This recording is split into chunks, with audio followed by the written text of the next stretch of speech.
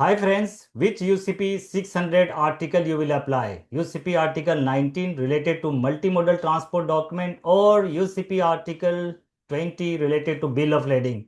When LC states goods to be shipped by sea, then it is moved by road to the final destination. Or if LC states shipment to be done by road first, like from Ahmedabad, it is going to Port Nhava Sheva, and from Port Nhava Sheva it is going to Port of Discharge, Durban Port, South Africa. In this case, which UCP article you will apply, article 19 or 20? Most of the exporter, importer and even some bankers may find this question as a challenging one. Remember, routing of the goods mentioned in the LC is everything to decide which UCP article need to be applied for examination of transport documents, right? When routing of the goods indicated in LC indicates that there is more than one mode of transport is involved, then bank will examine the document according to UCP article 19. In this video, we are going to discuss this in detail. Hi, I am Isaac Tudu. Basically, I am an ex-banker having more than 25 years of banking experience with State Bank of India and ICICI Bank. Now, I help all the trade finance professional for CDCS exam preparation. So let us start understanding about which article we need to apply, article 19 or 20. So whether UCP article 19 related to multimodal transport document or article 20 related to bill of lading, which one will apply? Here we go. When the routing of goods is stated in ALC shows that more than one mode of transport is required, in that case, the transport document must be examined under UCP article 19. This applies even if the LC calls for a transport document that is not multimodal or combined document, such as bill of lading, which would normally be checked under UCP 600 article 20. So there is one ISBP paragraph is there. So ISBP paragraph D1C related to application of UCP 600 article 19 says when LC requires the presentation of a transport document other than a multimodal or combined transport document, and it is clear from the routing of the goods stated in the LC that more than one mode of transport is to be utilized. For example, when an inland place of receipt or final destinations are indicated, or the port of loading or discharge field is completed but with a place which is in fact an inland place and not a port, in that case UCP 600 article 19 is to be applied in the examination of that document, right? Please understand that transport documents are not examined under UCP articles applicable to the type of document that has been presented, but routing of the goods is stated in the LC. So let us understand this with an example. Field number 44E of MT700 port of loading indicates Port Nhava Sheva. Field number 44F port of discharge Durban Port, South Africa. Field number 44B place of final destination, it is Johannesburg. And what is the document required in field number 46A? Full set clean on board bills of lading issued to order of issuing bank, marked, notify applicant and freight prepaid. You can very much see from the routing of the goods. It will start from port of loading going to port of discharge. Shipment is done by sea. Then from Durban port it goes to Johannesburg by road. So sea plus road, two different mode of transport is involved in this. It is a typical case of multimodal transport document. What is the requirement under LC? It says bills of lading. So the question is, which UCP 600 article will be applied for examination of above transport document, whether it is UCP article 19 related to multimodal transport document or UCP article 20 related to bill of lading? Answer to this question is apply UCP 600 article 19 for examination of transport document. Why? Because it is clear from the routing of the goods stated in LC that more than one mode of transport is to be utilized, then article 19 is to be applied in the examination of that document. Let us understand with another example. Field number 44A of MT700 place of taking in charge is Ahmedabad. Field number 44E, port of loading, port Nhava Sheva, going to port of discharge, field number 44F, Durban port. You can see here that it starts with the road transport. Means from Ahmedabad, goods will go to port Nhava Sheva, and from port Nhava Sheva, it will go to port Durban by sea. Okay, so this is also clear case of multimodal transport document. And what is the documents required under field number 46A? Again, full set clean on board bills of lading issued to order of issuing bank, mark, notify applicant, and freight prepaid. The question is which UCP article you will apply? Article 19 related to multimodal transport document or Article 20 related to bill of lading?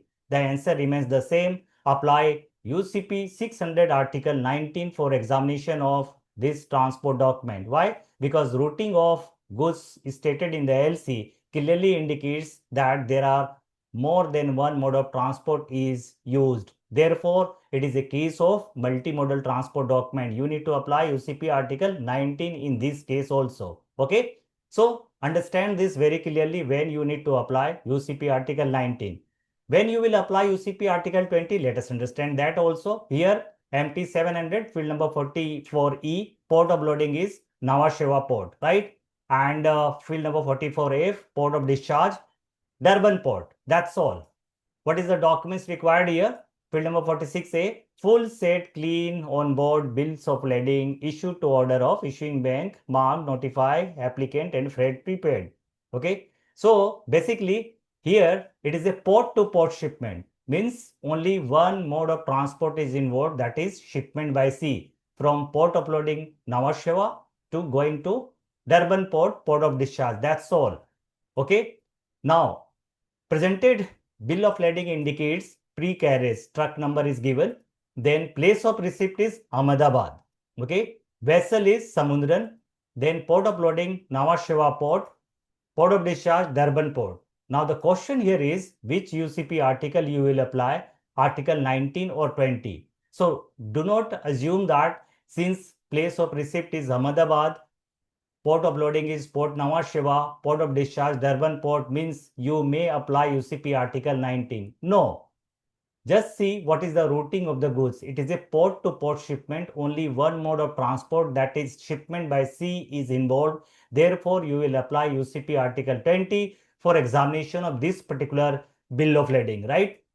The above transport document will be examined under UCP Article 20, not UCP Article 19, as routing of the goods indicates it is a case of port to port shipment, shipment by sea only. In this case, bill of lading will require an on-board notation showing the vessel Samudran, the port of loading Nhava Sheva port, and on-board date need to be there to comply with the LC requirement, right?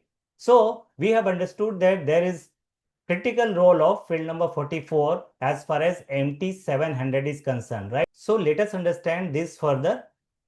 MT 700 field number 44 and transport documents, right? The transport document required under ALC should correspond with the routing details mentioned in field number 44 of the Swift MT 700 message. Field number 44A, place of taking in charge. Field number 44E, port of loading, airport of departure. Field number 44F, port of discharge, airport of destination. And field number 44B, place of final destination. So always you need to keep very close eye on this field, right? Especially importer, please note that when applying for issuance of a LC, the details you provide in the LC application form should mirror the requirement for these field number 44A, 44E, 44F, and 44B of MT 700 message, right?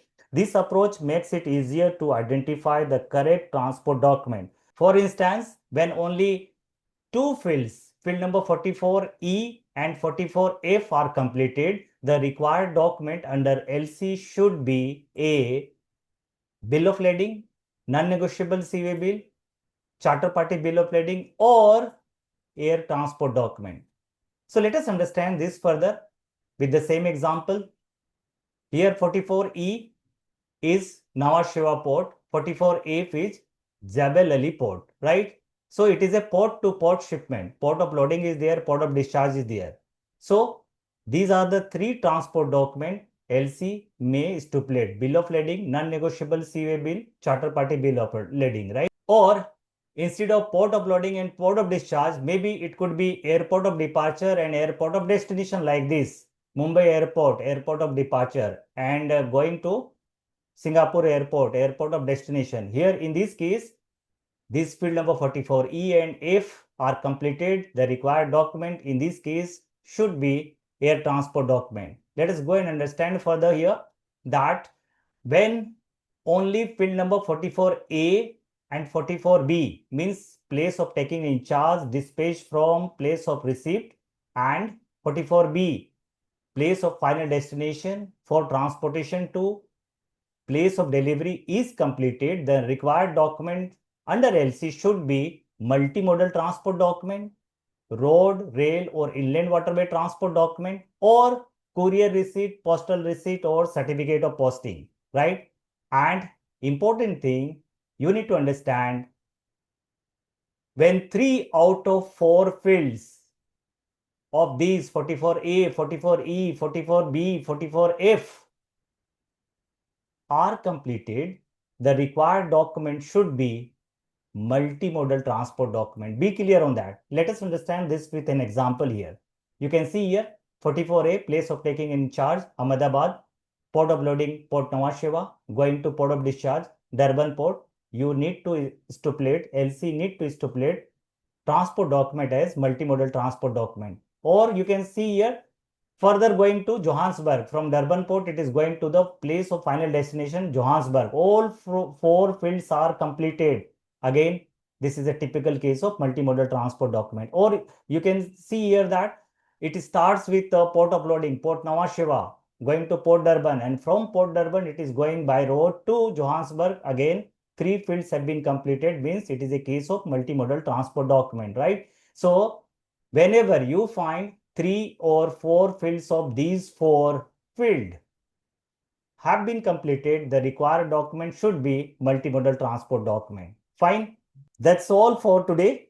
I hope this video would have given some clarity on which UCP article to be applied while examination of transport document under LC. If yes, I request you to like and share this video and subscribe to my YouTube channel.